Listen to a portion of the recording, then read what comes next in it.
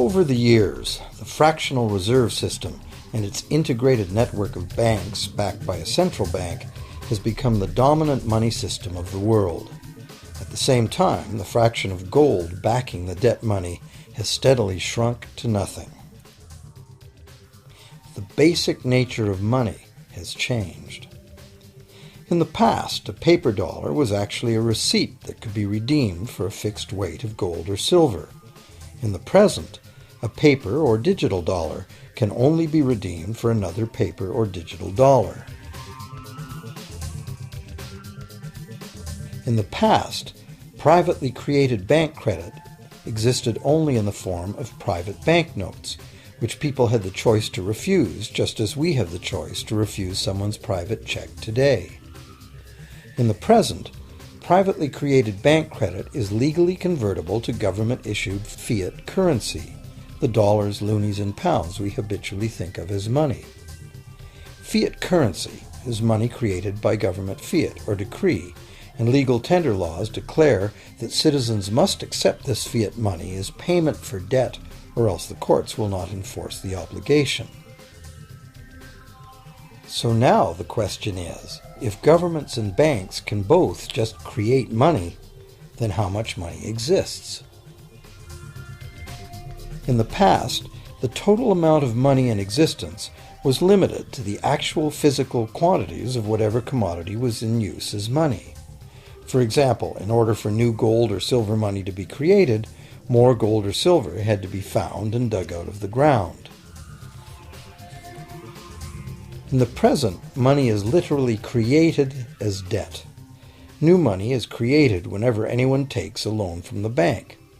As a result, the total amount of money that can be created has only one real limit: the total level of debt.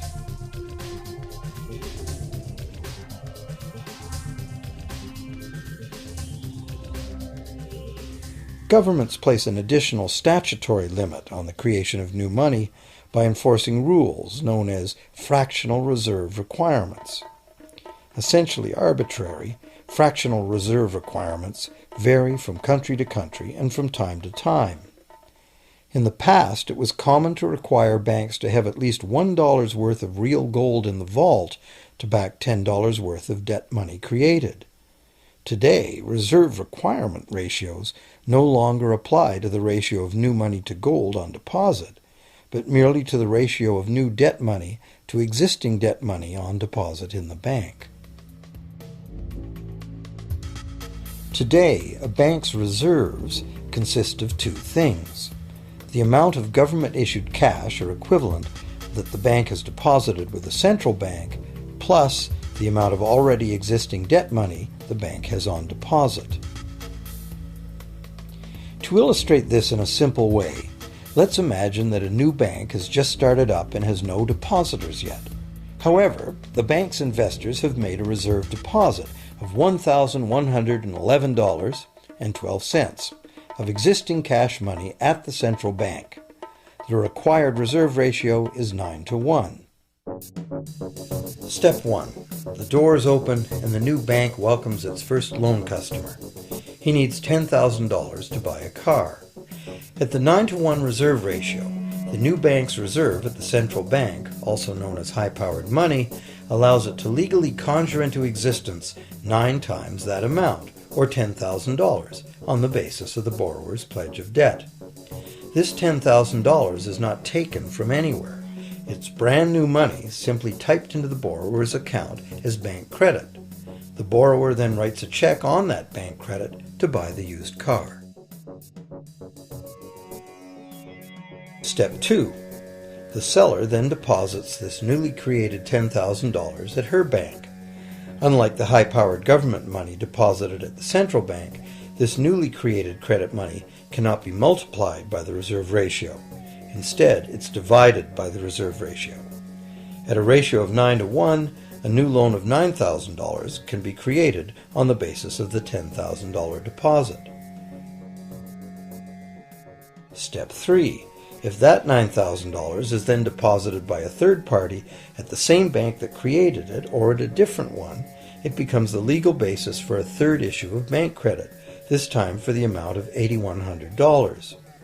Like one of those Russian dolls, where each layer contains a slightly smaller doll inside, each new deposit contains the potential for a slightly smaller loan in an infinitely decreasing series.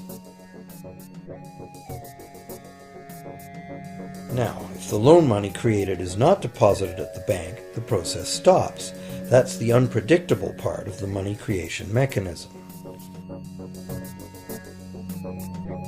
But more likely, at every step, the new money will be deposited at a bank, and the reserve ratio process can repeat itself over and over until almost $100,000 of brand new money has been created within the banking system.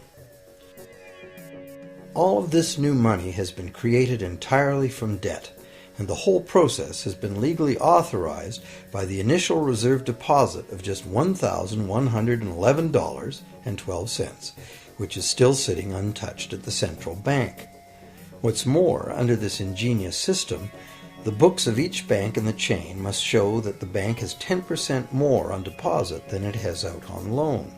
This gives banks a very real incentive to seek deposits in order to be able to make loans, supporting the general but misleading impression that loans come out of deposits.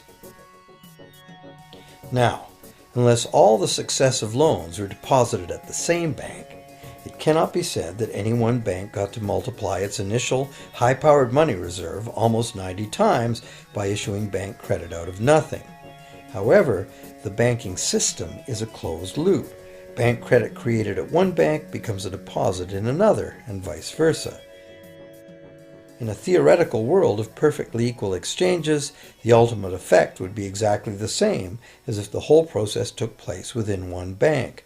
That is, the bank's initial central bank reserve of a little over $1,100 allows it to ultimately collect interest on up to $100,000 the bank never had.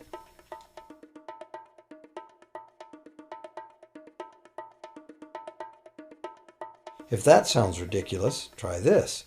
In recent decades, as a result of steady lobbying by the banks, the requirements to make a reserve deposit at the nation's central bank have all but disappeared in some countries, and actual reserve ratios can be much higher than 9-to-1.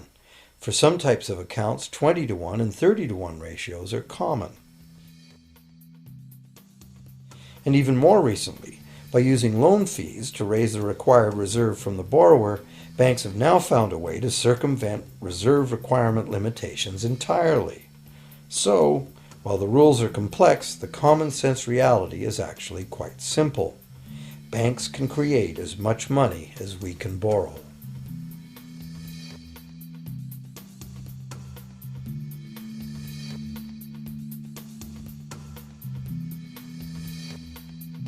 Despite the endlessly presented mint footage, government-created money typically accounts for less than 5% of the money in circulation. More than 95% of all money in existence today was created by someone signing a pledge of indebtedness to a bank.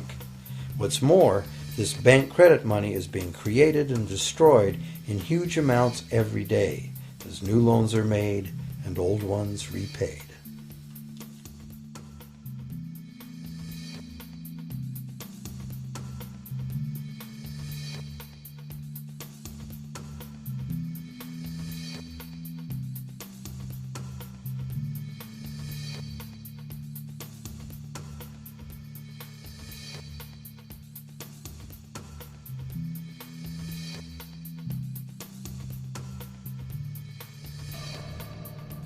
Banks can only practice this money system with the active cooperation of government.